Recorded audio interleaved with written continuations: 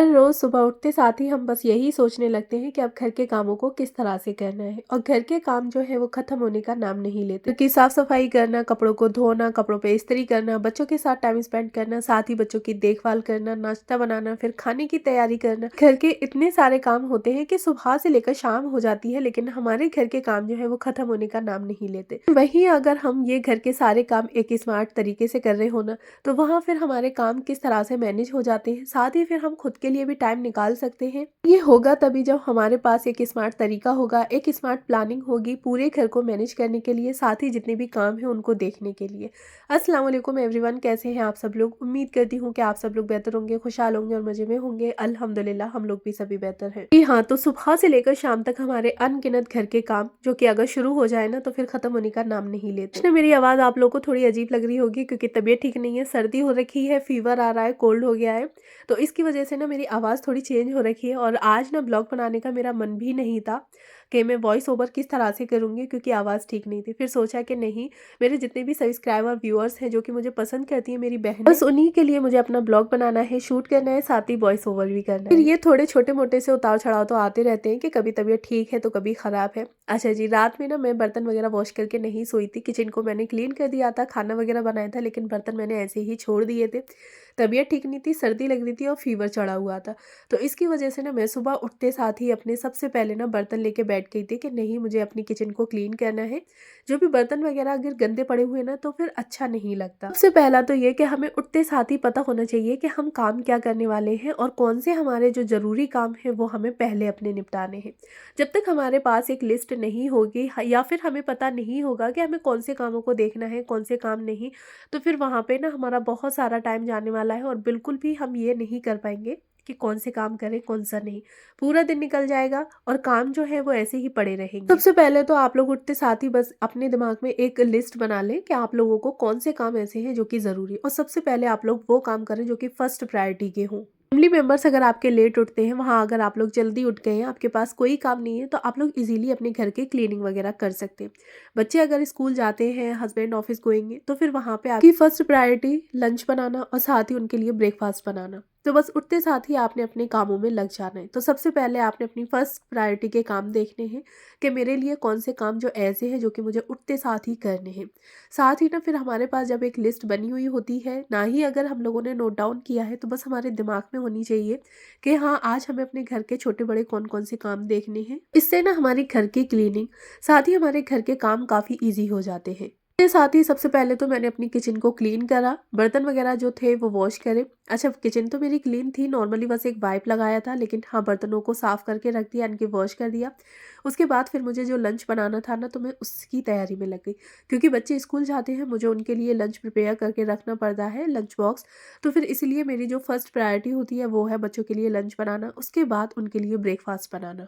हाँ ना, मैं मशरूम की सब्जी बना रही थी और बहुत ही सिंपल तरीके से बनाई है। आज ना वॉइस ओवर करने में बहुत ज़्यादा दिक्कत हो रही है, क्योंकि गला भी ठीक नहीं है, गला बैठा है प्लस दर्द हो रहा है, तो बिल्कुल भी बोला नहीं जा रहा। आज आवाज़ से भी आप लोगों को फील हो रहा होगा कि मेरे कितना दर्द हो रहा है गले में, और साथ ही ना फिर गला ख़राब और हो रखा है।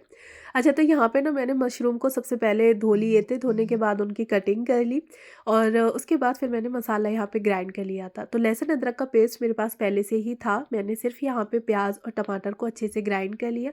उसके बाद ज़ीरा डाल के अच्छे से मसाले को भून लिया, और साथ ही जो हल्दी, धनिया, मिर्ची डालनी थी तो वो आप अपने टेस्ट के अकॉर्डिंग डाल सकते हैं। उसके बाद ना मैंने यहाँ पे मशरूम को ऐड कर दिया, साथ ही नमक वगैरह डाल दिया और ऊपर से पानी डाल दिया है। अच्छे से मशरूम यहाँ पे गल जाएंगे, यानी कि सॉफ्ट हो जाएंगे। अच्छा, मशरूम की सब्ज़ी ना काफ़ी अलग अलग तरीके से बनती है, बट मैंने बहुत ही सिंपल तरीके से बनाई है। एक तो तबीयत ठीक नहीं है, ऊपर से फिर आज ना बिल्कुल भी काम करने का मन भी नहीं कर रहा था। टिप है कि आप लोग मॉर्निंग में ही अपना इतना आटा लगा के रख लें जो कि आप पूरे दिन इजीली चला सकें। मैं मॉर्निंग के टाइम पे ही इतना आटा एक बार में लगा के रख लेती हूँ, जो कि पूरे दिन आराम से चल जाता है। उसमें मुझे अगर ब्रेकफास्ट में पराठे वगैरह बनाने तो वो भी बना लेती हूँ, साथ ही लंच और डिनर में चपाती, रोटी, पराठे जो भी करना है वो आराम से।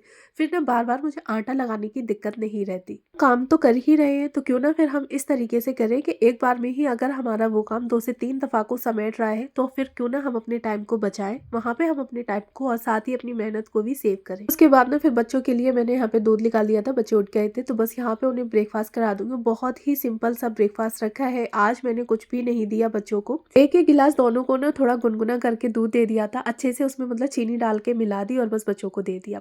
अच्छा, कभी कभी ना हमारा रूटीन इतना सिंपल होता है कि बहुत ज़्यादा, और कभी कभी हमारा रूटीन बहुत हेडेक भरा होता है, बहुत सारी हमें प्रिपरेशन और प्लानिंग करनी पड़ती है, साथ ही ना कुकिंग हमारी काफ़ी हैवी हो जाती है। तो जो भी हमारा रूटीन रहता है ना, वो कुकिंग के ऊपर डिपेंड करता है कि कुकिंग हम लोग किस तरह से रख रहे हैं। में आप लोग 2 दफ़ा अपनी कुकिंग को जो है वो अच्छा रख सकते हैं, यानी कि काफ़ी हैवी और अच्छा खाना बना सकते हैं। बाकी के पूरे वीक ना आप लोग अपना सिंपल खाना रख सकते हैं। इससे ना आपका टाइम भी मैनेज होगा, प्लस फिर आप लोग वीक में 2 से 3 दफ़ा या 2 दफ़ा ही सही आप लोग अच्छा खाना बना रहे हैं, तो वहाँ आपको या आपके फैमिली मेंबर्स को, आपके बच्चों को ये नहीं लगेगा कि डेली हम यही सिंपल सा बोरिंग सा खाना खाते हैं। जो लोग अलग रहते हैं तो वो तो अपने टाइम को काफ़ी अच्छे से मैनेज कर लेते हैं, क्योंकि उन्हें वहाँ पे किसी से पूछना नहीं पड़ता। लेकिन जो लेडीज़ हाउसवाइफ जो है वो जॉइंट फैमिली में रहती है, तो वहाँ काफ़ी सारी दिक्कत आती है। तो वहाँ आप लोग ऐसा कर सकते हैं कि एक दिन पहले ही अपने फैमिली मेम्बर से पूछ सकते हैं, जो भी आपके घर के बड़े हैं आप उनसे पूछ सकते हैं कि नेक्स्ट डे हमें कुकिंग में क्या करना है। तो उसी के अकॉर्डिंग आप लोग अपनी कुकिंग रख सकते हैं, यानी कि मॉर्निंग में उठते साथ ही आपके पास एक प्लान बना होगा। उन कामों को तो हम लोग ऐसे ही कर सकते हैं, लेकिन कुछ काम ऐसे होते हैं जॉइंट फैमिली में जो कि हमें एक दूसरे से पूछ के करने पड़ते हैं। तो वहाँ पे फिर आप लोग एक दिन पहले ही पूछ लें, और नेक्स्ट डे की आपकी जो प्लानिंग है, जो प्रिपरेशन है, वो आप काफ़ी हद तक इजीली कर सकते हैं। यहाँ ना मैंने बच्चों को ब्रेकफास्ट करवा दिया था और उसके बाद फिर बच्चों को रेडी कर दिया। रेडी करने के बाद यहाँ मैं बनाने लगी थी पराठे, क्योंकि बच्चों का लंच बॉक्स मुझे रखना होता है। तो बस पराठे बना के बच्चों का लंच बॉक्स रख दिया, बैग रेडी कर दिया और लग गई थी अपने कामों में। अच्छा, बच्चे अभी तक स्कूल नहीं गए थे, क्योंकि अभी थोड़ा सा टाइम बचा हुआ था।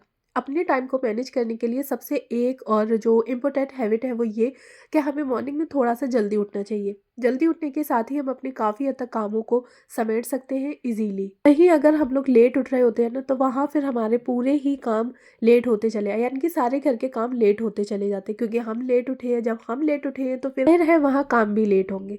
तो सबसे पहले तो आपको अपने टाइम को और अपने दिन को मैनेज करने के लिए सुबह थोड़ा सा जल्दी उठने की आदत डालनी है। ऊपर से अब सर्दियों के दिन है, दिन छोटे पड़ने लगे हैं, तो बहुत ज़्यादा दिक्कत होती है को मैनेज करने में और साथ ही सुबह जल्दी उठने में, क्योंकि गर्मा गर्म बिस्तर ना किसी से नहीं छोड़ा जाता। बहरहाल अगर हम बिस्तर नहीं छोड़ेंगे तो फिर हम काम को अपने कैसे मैनेज कर पाएंगे। आज तो मुझे अपनी डस्टिंग करनी थी बेड के और साथ ही साइड टेबल की भी। तो अगर डेली ही हम लोग 5 मिनट अपने घर को डस्टिंग के लिए देते हैं तो वो इनफ है। 5 मिनट में ही हम काफ़ी हद तक अपने घर के एरियाज को कवर कर सकते हैं। डेली ही आपने 5 मिनट देना है, तो 5 मिनट में आप लोग कोई भी एक एरिया चूज़ कर सकते हैं। जैसे कि आज आपने बेडरूम की डस्टिंग कर ली, तो नेक्स्ट डे आप लोग इंट्रेंस एरिया की डस्टिंग कर सकते हैं। फिर नेक्स्ट डे आप लोग अपने हॉल की या फिर डाइनिंग एरिया की डस्टिंग कर सकते हैं। इस तरह से ना जब हम अपने घर के कामों को पार्ट्स में डिवाइड कर लेते हैं, तो वहाँ पे फिर हमारी जो क्लीनिंग है काफ़ी हद तक कम हो जाती है। तो डस्टिंग के लिए मैं इसी तरह से 2 से 3 दिन रखती हूँ, और 2 से 3 दिन में डेली ही मेरा घर आराम से कवर हो जाता है। यहाँ ना मुझे 5 मिनट नहीं देने पड़ते, बल्कि 2 से 3 मिनट में ही मैं एक एरिया को डस्ट अच्छे से कर देती हूँ, यानी कि डस्टिंग कर देती हूँ। तो अगर डेली ही हम लोग अपने घर की 5 मिनट डस्टिंग कर रहे हैं, तो वो बहुत ही अच्छी बात है। और एक प्लस पॉइंट है कि हमारे घर में कभी भी कोई भी सरफेस, यानी कि जो फ्लैट सरफेस है ना, वहाँ पे डस्ट नहीं जमा होगी। 2 दिन बाद ना उस एरिया का टाइम आ जाता है, यानी कि नंबर आ जाता है उसकी डस्टिंग करने के लिए। ये भी ऐसा नहीं लगता कि मैं पूरा पूरा दिन अपने घर के कामों में ही लगी रहती हूँ। साथ ही फिर मेरा घर भी पूरा अच्छे तरीके से साफ सुथरा बना रहता है, साथ ही ऑर्गेनाइज भी रहता है। आपका घर बड़ा है, वहाँ आप लोग अगर अकेले से नहीं संभाल पा रहे हैं अपने घर को, तो आप लोग किसी की हेल्प ले सकते हैं। अगर आपके घर में मेड है तो अच्छी बात है, अगर नहीं भी है तो फिर वहाँ आप लोग अपने किसी भी फैमिली मेम्बर्स की हेल्प ले लें, क्योंकि भाई हम अकेले इतने सारे कामों को मैनेज नहीं कर सकते। छोटे दिनों में हमारे जो घर का रूटीन होता है, साथ ही जो काम होते हैं, फिर वो एक हेडेक बन जाते हैं। फिर हमें टेंशन बनी रहती है कि अभी इतना टाइम हो गया और हमारे घर के काम जो है वो खत्म ही नहीं हो पाए। बड़ा घर है तो इजीली हम लोग अपने घर के कामों को मैनेज कर लेते हैं, लेकिन वहीं अगर बड़ा घर होता है ना, तो फिर बहुत सारी दिक्कत आ रही होती है। लेकिन कोई दिक्कत नहीं है, बड़े घर में आप लोग अपने फैमिली मेम्बर्स की हेल्प ले सकते हैं। यहाँ ना मैंने अपने बेडरूम की काफ़ी अच्छे से डस्टिंग कर दी। जो भी टेबल वगैरह मैं लगा के रखती हूँ उनकी भी, साथ ही जो डेकोर आइटम्स रखती हूँ उनकी भी डस्टिंग कर दी। तो बेड को अच्छे से क्लीन कर दिया था, उसके साथ साइड टेबल को भी क्लीन कर दिया, लैंप वगैरह जो रख रही होती हूँ ना उसको भी। अच्छा, फिर बारी आती है मुझे कपड़े वगैरह, मैंने जो कर्टन थे वो एक दिन पहले ही वॉश करके डाल दिए थे, अच्छे से सूख गए, तो इनको मैं इन्हीं की जगह पर रख दूंगी। घर के हमारे दिन भर छोटे बड़े इतने सारे काम होते हैं जो कि दिखते नहीं है, लेकिन होते बहुत सारे हैं, और करते करते हमारा पूरा दिन कहाँ चला जाता है हमें खुद पता नहीं चलता। जब थक हार के बैठ के हम लोग सोचते हैं तो फिर बड़ी हैरानी होती है कि घर के इतने सारे काम होते हैं, करते करते ना हमारा पूरा दिन खत्म हो जाता है। अगर अभी मैं यहाँ पे आप लोगों को काम गिनवाने बैठ जाऊँ ना तो बहुत लंबी लिस्ट हो जाएगी घर के कामों की। और फिर मैं क्या, हम सभी हाउसवाइफ को पता होता है कि घर के कितने सारे काम होते हैं। घर को अपने ऑर्गेनाइज करने के लिए और साथ ही अपने टाइम को बचाने के लिए आप लोग बेडशीट की कोई एक जगह बना सकते हैं, साथ ही कर्टेन या सोफा थ्रो जो भी आप लोग लगाते हैं उनकी कोई एक जगह बना सकते हैं। इससे ना हमारा काफ़ी सारा टाइम सेव हो जाता है ना, वहाँ फिर हमें चीज़ें ढूंढनी नहीं पड़ती। हमें पता है कि हमने कर्टेन की कोई एक ये जगह बना रखी है, साथ ही हमने बेडशीट की ये जगह बना रखी है। बेडशीट वगैरह कर्टेन जब भी आप लोग फोल्ड करें तो एक साथ फोल्ड करके रखें, उन्हीं के राइट प्लेस पर रखें। कभी भी बेड शीट और साथ ही कर्टेन वगैरह को तो आप लोग अपने जो डेली के वियर होते हैं ना, आप उनमें मिक्स अप मैच ना करें, फिर ना ढूंढने में काफ़ी सारा टाइम वेस्ट हो जाता है। मेरे पास में जितनी भी बेडशीट है उसके लिए मैंने एक अलग कवर्ड बना रखा है, साथ ही जितने भी कर्टेन है उनका एक अलग कवर्ड है। तो दोनों चीज़ों को मैं अलग अलग रखती हूँ, जिससे कि मुझे भी पता होता है कि ये चीज़ मैंने यहाँ से उठानी है और वापसी में साफ सुथरी करके यानी कि धो धा के मुझे यहीं पे रखनी है। यहाँ तक फिर ना बच्चे स्कूल चले गए थे और ये सारे काम मैंने बच्चों के सामने ही कर लिया था। इनके बच्चों को टाइम से पहले ही रेडी करके रख देती हूँ। कभी कभी हस्बैंड थोड़ा लेट हो जाते हैं बच्चों को छोड़ने जाने के लिए, बच्चे खेलते कूदते रहते हैं और मैं अपने कामों में लगी रहती हूँ। मेरी क्लीनिंग थी वो मैंने काफी हद तक अपनी कर ली, झाड़ू वगैरह लगा ली थी। तो आज यहाँ पे बारी थी मेरे पोंछा लगाने की, तो बस यहाँ पे मैं पानी ले आई। अच्छा, विंटर्स में ना आप लोग फर्श को जल्दी साफ करने के लिए थोड़ा सा गर्म पानी ले लें, यानी कि गुनगुना पानी ले लें और उसमें थोड़ा सा आप लोग सर्फ वगैरह डाल सकते हैं, यानी कि डिटर्जेंट पाउडर जो होता है उसको डाल दें। और उसके बाद आप लोग मॉपिंग करें तो फर्श की जो भी चिकनाई वगैरह होगी। साथ ही फिर विंटर्स में हम लोग शूज स्लीपर्स वगैरह पहन के चल रहे होते हैं, मन नहीं होता उतारने का ना, आपने बहुत सारी मेहनत नहीं करनी पड़ेगी। गर्म पानी लेना है और उसमें आप लोग थोड़ा सा सर्फ या डिटर्जेंट पाउडर वगैरह डाल दें। अगर आपके पास लाइजॉल या डिटॉल है तो आप वो भी डाल सकते हैं। उसके बाद फिर आप लोग मॉपिंग करें तो मॉपिंग करने में ना फिर आपको बहुत एफर्ट्स नहीं लगाने पड़ेंगे। और विंटर्स में फिर घर की धुलाई करने का भी हमारा मन नहीं होता। विंटर्स में मैं कोशिश करती हूँ कि 10 से 15 दिन के बाद एक बार फर्श की धुलाई करूँ। बाकी के दिन ना मैं मॉपिंग ही कर लेती हूँ, मॉपिंग से ही काम चला लेती हूँ। अच्छा, साथ ही ना विंटर्स में आप लोग एक दिन छोड़ के भी अपने घर की मॉपिंग कर सकते हैं, क्योंकि फर्श भी बहुत ज़्यादा ठंडा हो रहा होता है, बच्चों का खेलना कूदना ये लगा रहता है। डेली अगर हमारा टाइम जो है वो मॉपिंग या धुलाई वगैरह में जाएगा तो उससे बेहतर है कि आप लोग एक दिन छोड़ के कर ले, तो इससे भी हमारा काफ़ी हद तक टाइम जो है वो सेव हो जाता है। अब तक ना मैं अपने घर के जितने भी सारे काम थे वो कर चुकी थी। बच्चे 9 बजे स्कूल जाते हैं और 9:30 बजे तक मेरे घर के सारे काम हो जाते हैं। कैसा लगा मुझे बताइएगा ज़रूर। फर्स्ट टाइम है तो प्लीज़ मेरे चैनल को ज़रूर